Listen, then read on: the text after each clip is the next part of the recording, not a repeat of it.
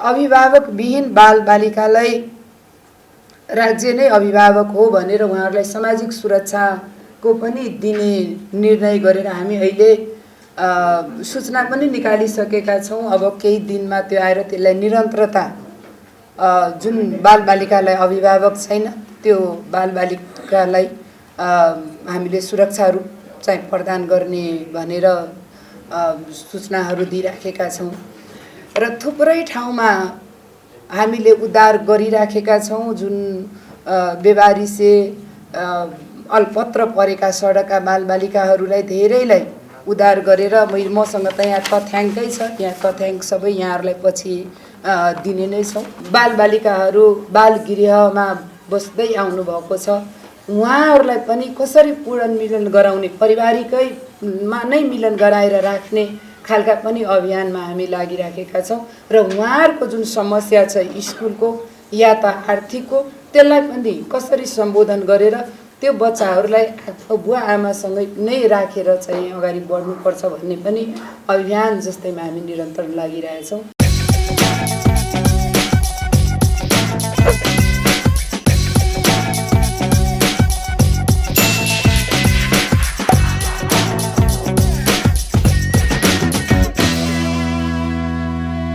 धन्यवाद।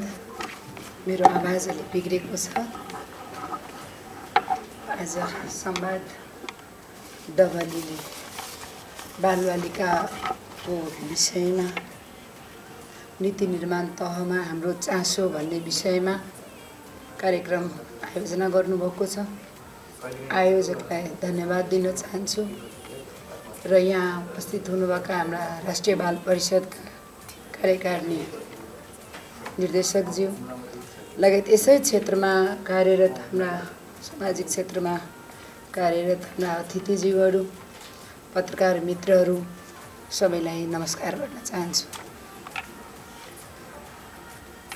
यो सिजनेबल होला, यो भाइरलकोले गरेर अलि बिहान त ठ्याप्पै नै थियो, अहिले अलि बोल्न सकिरहेछु र भर्खर गएको होली अनि अबिर पनि जिल्लामा धेरै खेलियो र समय पनि हाम्रो अब यो जाडो गर्मी पनि परिवर्तन भइरहेछ, त्यसले गरेर पनि अलि हेल्थ ठिक छैन। आजको यो विषय जुन हामीले बालबालिकाको नीतिमा हाम्रो चासो भनेर विषय राखेका छौँ, यो अत्यन्तै महत्त्वपूर्ण विषय हो। संवाद डबलीलाई म धन्यवाद दिन चाहन्छु र हामीहरूले मैले यो मन्त्रालय सम्हालिसकेपछि विशेष ध्यान मैले चाहिँ यो बालबालिकातिर बढी नै ध्यान दिएको छु।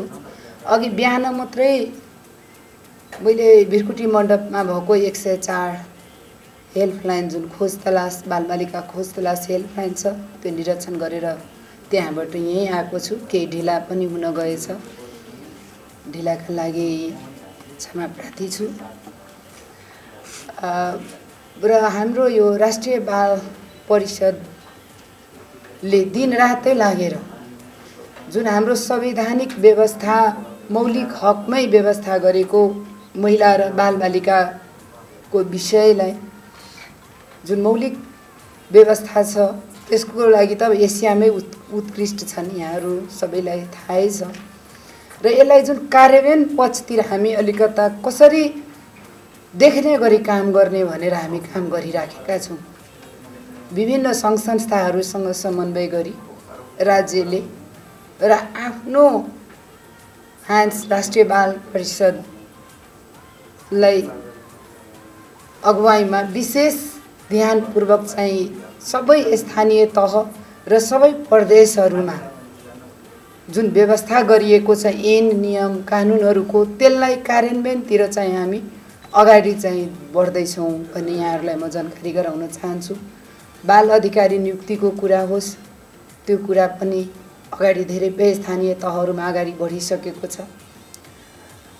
हामी 3 तहको सरकारमा गइसकेपछि हामीले 3 तहकै सरकारसँग समन्वय गरेर र हामीसँग आबद्ध सङ्घ संस्थाहरूसँग पनि हाथो मैलो गरेर हामीले बालबालिका सडक मुक्त होस् या श्रममा लगाएका बालबालिकालाई होस् या हिंसामा परेका बालबालिका हुन्, यिनीहरूलाई उद्धार गर्ने, यिनीहरूलाई संरक्षण गर्ने राज्यको अभिभारा हो भनेर हामीले एकदमै गति लिइरहेछौँ। यसलाई कार्यान्वयनतिर एकदम गति लिएर यसलाई छिटोभन्दा छिटो, चाँडोभन्दा चाँडो निर्मूल पार्ने गरी जुन एउटा सडक बालबालिका मुक्त जुन हाम्रो सम्माननीय प्रधानमन्त्रीज्यूले बारम्बार 2078 भित्र हामीले सडक बालबालिका मुक्त गर्छौँ भनेर घोषणा गरिसकेको अवस्थामा हामीले जागरुकताको साथ अघि बढिराखेका छौँ।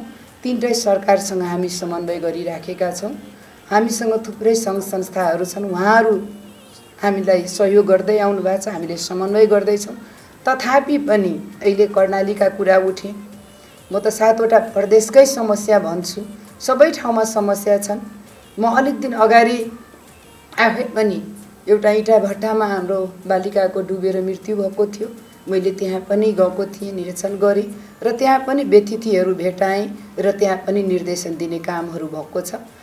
चाँडै नै त्यो पालना गर्नुस् भनेर हामीले निर्देशन गरेका छौँ। तथापि पनि व्यवहारिक कठिनाइहरू छ।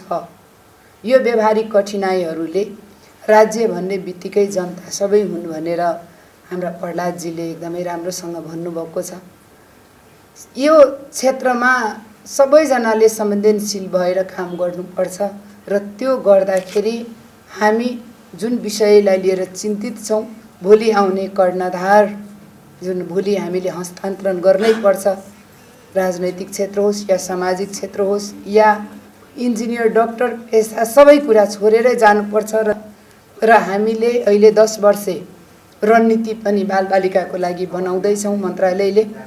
यसमा पनि विभिन्न आबद्ध सङ्घ संस्था विज्ञहरूसँग हामी सल्लाह लियौँ र त्यो सल्लाह अनुसार अब 10 वर्षे रणनीति तय गरेर प्राथमिकताका साथ अगाडि बढ्छौँ र 2078 भित्र सडक बालबालिका मुक्त गर्छौँ भन्ने अभियानमा लागेका छौँ। अब महिलासँग सबै जोडेको हुन्छ, हिंसा रोकेको छैन। अहिले झन् किशोरीहरूलाई अलिक बढी टार्गेट गरेको भन्ने हामी पाएका छौँ। यहाँहरूको सामाजिक सञ्जाल मार्फत पनि धेरै जसो ध्यान सम्बन्धित मन्त्रालयलाई गराउँदै आउनुभएको छ। यहाँहरूको भूमिकाप्रति मैले आभार प्रकट गर्न चाहन्छु, धन्यवाद दिन चाहन्छु कि हिजोको दिनमा र आजको दिनमा हामी फरक अवस्थामा छौँ। किनभने हिजोको दिनमा यति कुराहरू बाहिर आइराखेको थिएन जति यहाँहरूले गरेर आजको दिनमा बाहिर आइराखेको छ र हामी चाहिँ त्यस्ता अपराधीहरूलाई पनि समात्न सकेका छौँ। हामीमाथि हाम्रा बालबालिकाहरूमाथि भइराखेका हिंसाहरू रोक्न सकिराखेका छौँ। यसका लागि निरन्तरता यहाँहरू लागिराख्नु भएको छ। यहाँहरूलाई म धन्यवाद दिन चाहन्छु र आज विशेष गरेर यो बालबालिकाका नीतिको कुरालाई चासो लिएर सम्मान डबलीले धेरै दिनदेखि समय माग्दै आउनुभएको थियो र कहिले के पर्दा आउन सकिरहेको थिएन र आज चाहिँ अलि सन्चो नभए पनि आइपुगेका छौँ र यहाँहरूको बिचमा यो कुराहरू राख्न पाएको छु। म यो कुराहरूलाई निरन्तरता नै आफू आइसकिकन यो एकदमै यसलाई निर्मूल गर्नुपर्छ भनेर मैले मन्त्रालयका सम्पूर्ण साथीहरूलाई, राष्ट्र सेवकहरूलाई, अब यो हाम्रो यो राष्ट्रिय बाल परिषद हेर्ने निर्देशकज्यूलाई पनि दिनरातै भनिरहेछौँ कि यसलाई जति छिटो हुन्छ अरू सङ्घ संस्थाहरूलाई पनि हामीले अहिले भर्खरै प्रदेश स्तरमा प्रमुखहरूसँग, स्थानीय प्रमुख र उपप्रमुख, समन्वय समितिका प्रमुख र उपप्रमुखसँग पनि यो विषयमा छलफलहरू चलाएका छौँ। स्थानीय तहका ऐन नियम नीतिहरूको बारेमा उहाँहरूसँग छलफल गरेर प्रतिबद्धता समेत लिएका छौँ कि आफ्नो ठाउँमा यसलाई निर्मूल हुने गरी यस्ता हिंसाहरू रोक्न र बालबालिकाको विषयमा विशेष ध्यान दिनका लागि पनि हामीले भर्खरै 2-3टा प्रदेशमा सकेका छौँ छलफल र यसलाई निरन्तरता दिइरहेका छौँ। त्यस्तै यो बालबालिकाहरूलाई प्रोत्साहन गर्ने भनेर हामीले अहिले पुरस्कारको पनि व्यवस्था गरेका छौँ। धेरै कुराहरू मन्त्रालयले अगाडि बढाएको छ जुन थपिँदै जानेछ र यहाँहरूको पनि केही सल्लाह र सुझाव आउँदाखेरि यो हामीले 10 वर्षे जुन रणनीति बनाउँदैछौँ त्यसमा समेटेर यसलाई अगाडि बढाउनेछौँ। थुप्रै ठाउँमा मैले आफै पनि गएर बाल गृहहरू सञ्चालन भइराखेको पनि निरीक्षण गरेँ र अहिले जुन आयो कि बुवा आमा भएकै या आर्थिक कमजोरीको भनौँ या शिक्षाको कमजोरी भनौँ या राज्यले सबै ठाउँमा राम्रो स्कुल या शिक्षा दिन नसक्नुको कारणले जुन कर्णालीका कुराहरू आए, जहाँ जबसम्म हामीले आर्थिकमा सशक्तिकरण, त्यसमा पनि महिलालाई आर्थिकमा सशक्तिकरण गर्न सक्दैनौँ, महिलालाई आर्थिकमा शिक्षामा अगाडि बढाउन सक्दैनौँ, तबसम्म योहरू निर्मूल गर्न अलिकता गाह्रो छ। त्यसले गर्दा त्यसलाई पनि जोडेर हामी चाहिँ अगाडि बढाउँदैछौँ। आर्थिक सशक्तिकरणका थुप्रै योजनाहरू मन्त्रालयले बजेट विनियोजन गरेको छ। त्यस्तै शिक्षातिर हामीले अगाडि जोड दिँदैछौँ। अहिलेका अब सम्भवतः नीतिमै विपन्न वर्ग र दलित वर्गका बालिकालाई नै प्रोत्साहन दिने गरी शिक्षा अगाडि बढोस् भनेर हामीले काम अगाडि बढाएका छौँ। अभिभावकविहीन बालबालिकालाई राज्य नै अभिभावक हो भनेर उहाँहरूलाई सामाजिक सुरक्षाको पनि दिने निर्णय गरेर हामी अहिले सूचना पनि निकालिसकेका छौँ। अब केही दिनमा त्यो आएर त्यसलाई निरन्तरता, जुन बालबालिकालाई अभिभावक छैन त्यो बालबालिकालाई हामीले सुरक्षा रूप चाहिँ प्रदान गर्ने भनेर सूचनाहरू दिइराखेका छौँ र थुप्रै ठाउँमा हामीले उद्धार गरिराखेका छौँ। जुन बेबारिसे अल्पत्र परेका सडकका बालबालिकाहरूलाई धेरैलाई उद्धार गरेर मसँग त यहाँ तथ्याङ्कै छ, यहाँ तथ्याङ्क सबै यहाँहरूलाई पछि दिने नै छौँ।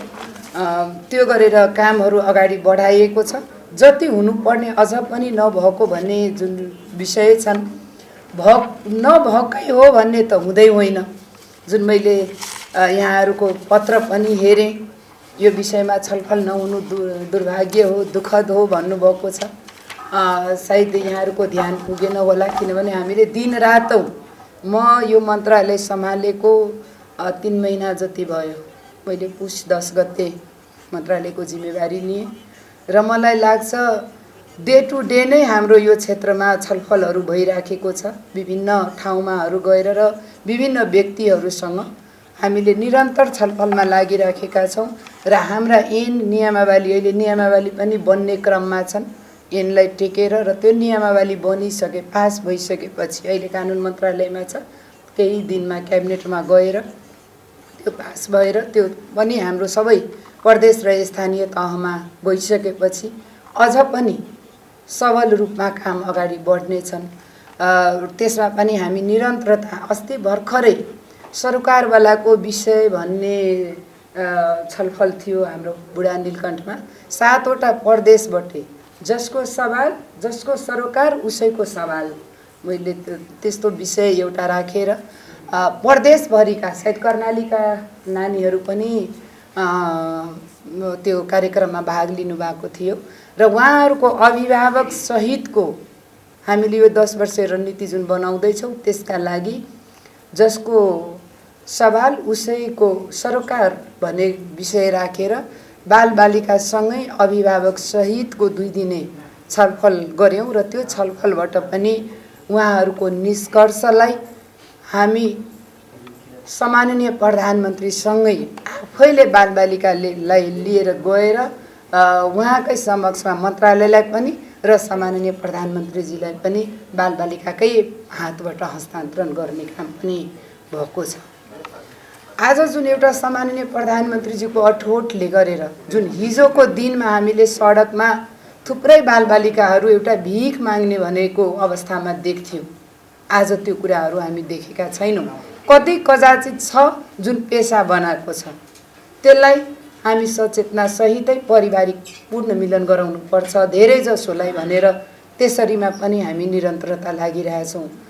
अर्को ध्यान आकर्षण भएको छ जुन बाल गृहहरूमा अलिकता कर्णाली जस्ता या हुम्ला जस्ता या स्कुल पहुँच नभएको ठाउँहरूबाट जुन बाउ आमा भएकै बालबालिकाहरू बाल गृहमा बस्दै आउनु भएको छ, उहाँहरूलाई पनि कसरी पूर्ण मिलन गराउने, पारिवारिकैमा नै मिलन गराएर राख्ने खालका पनि अभियानमा हामी लागिराखेका छौँ र उहाँहरूको जुन समस्या छ स्कुलको या त आर्थिक हो, त्यसलाई पनि कसरी सम्बोधन गरेर त्यो बच्चाहरूलाई बुवा आमासँगै नै राखेर चाहिँ अगाडि बढ्नुपर्छ भन्ने पनि अभियान जस्तैमा हामी निरन्तर लागिरहेछौँ र हामी एकदमै चिन्तित छौँ। अहिले मैले यति नै यहाँहरूको लागि जानकारी गराएँ, अरू केही आयो भने भन्ने नै छु।